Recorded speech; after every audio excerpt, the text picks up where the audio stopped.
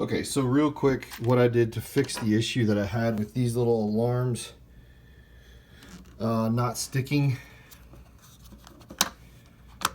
These glue pads are 3M glue pads, and they're very good, but they're not perfect. They don't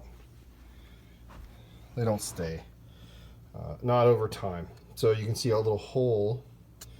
What you can do is take off the battery door of these, and there is a tiny screw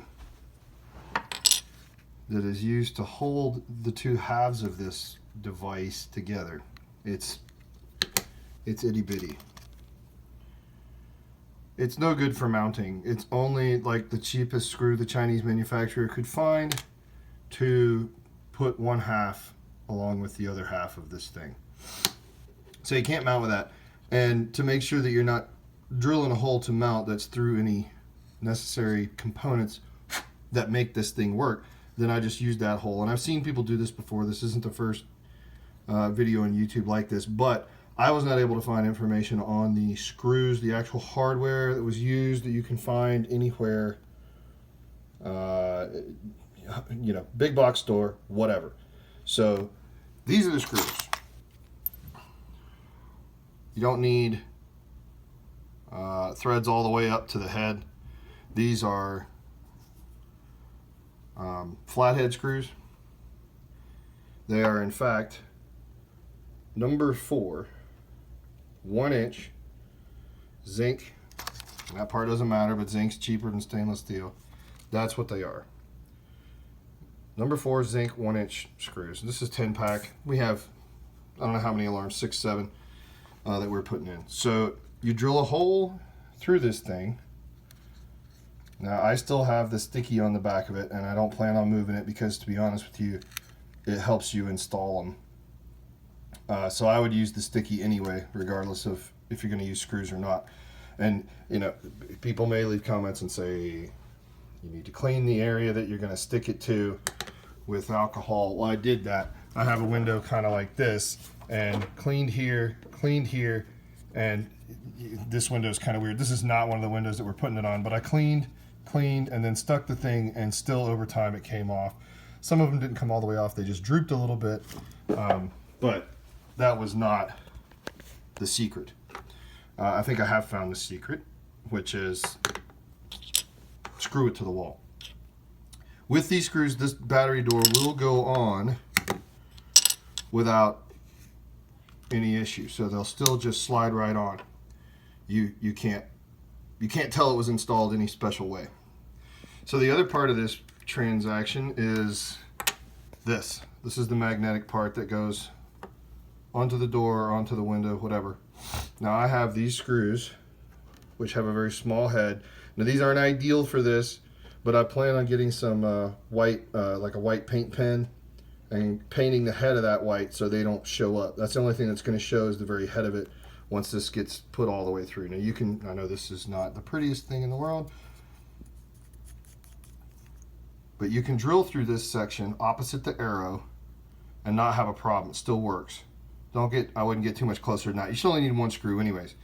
And this thing, you know, you have to kind of hang on to it, and drilling holes in this tiny stuff is a pain. Be careful, don't pop a hole in your finger, because if you're holding the drill with one hand, you can see you start edging too close and you'll have an issue.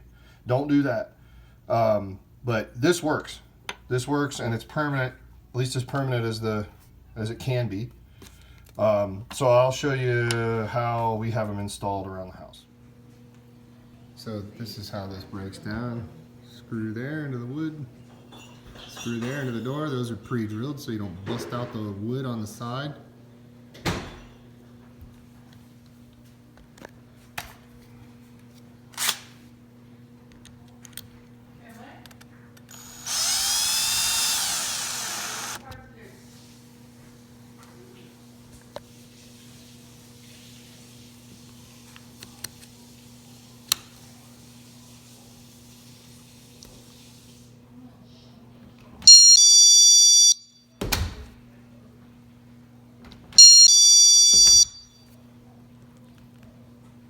Now I have just one screw so I can swing these so they don't look stupid. It's a little better. So I'm gonna get a little white paint, cover that one up, and it won't be as bad. I'm gonna use a black screw here because it's the front door. So this is another one of those number 4 1-inch screws, and it's enough to hold it in there. Plus the adhesive's on the back of that. See, it's mounted upside down. But this ain't going nowhere. It ain't gonna fall off in the middle of the night and scare the bejesus out of you like we've had happen before. So those are stuck like Chuck. Good to go. So here's how this wound up on a window. This is kind of a vinyl, so I found that a shorter screw would work here. It is a bigger screw, but it doesn't go all the way through to the glass, which is important if you don't want to pop your window. That won't really happen because it's a screw, not a hammer and nail, but it's not effective. So there's no reason to have a longer screw here, just enough to hold it in place. These aren't getting knocked around and abused. These windows don't get used often. When they do, everyone who uses them is aware that this is here, and it's not a boat anchor, but it's not going anywhere. The adhesive is still on there also. Likewise with this part of it, I kind of made a mistake here and drilled a hole, pre-drilled my hole a little bit too large, and then wound up using a different, this is a square drive, square head drive screw, which is a little bit longer. It's like a cabinetry screw that's easy to cover, but it doesn't matter. I'm going to put a little dab of white paint there. You can see it's a little out of shape because I overdrove it a bit, but it's not going anywhere, which is the whole point of this. And it will move a little bit, but it won't fall. Trust me, when these fall in the middle of the night, you think someone is coming into your house. So even if you think that the adhesive tabs that are on the back of these are sufficient, I would recommend you not rely just on those because it will scare the tar out of you when these fall, and I think over time they will.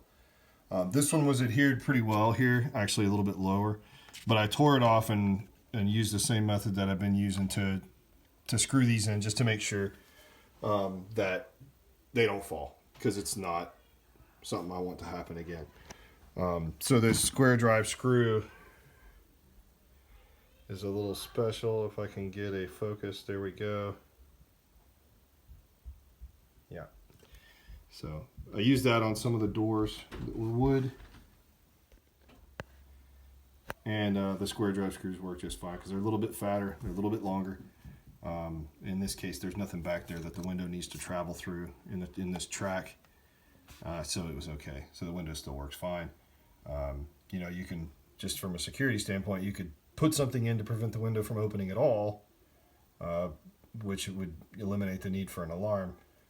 But you're not going to keep everybody out. If they're determined to get in, they're going to get in. But at least this will let you know if somebody's getting in or if somebody's getting out. One of the things I really like on the front door is I have a 5-year-old, and if he goes outside, I get a nice loud alert that somebody opened the door. So that's really handy. Plus I have these alarms set to sound different. These are set to alarm. Sorry, these are set to alarm rather than chime.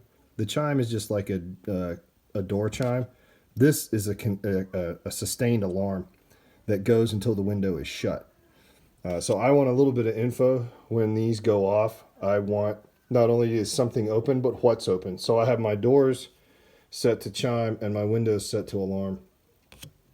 Pretty cheap way to try to add a little bit more security to the house.